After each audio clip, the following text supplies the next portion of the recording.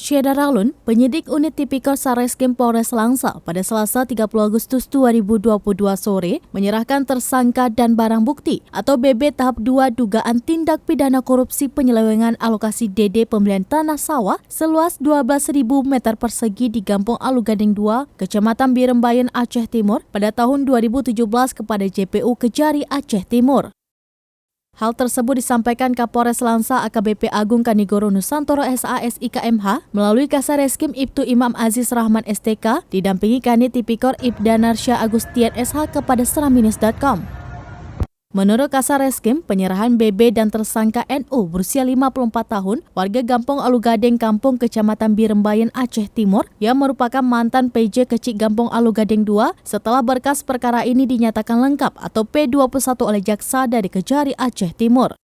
Tersangka dan barang bukti diserahkan oleh Kanit Tipikor Ibda Narsya Agustian didampingi anggotanya yang diterima oleh JPU Kejari Aceh Timur, Wahyudi SH di kantor Kejaksaan Aceh Timur.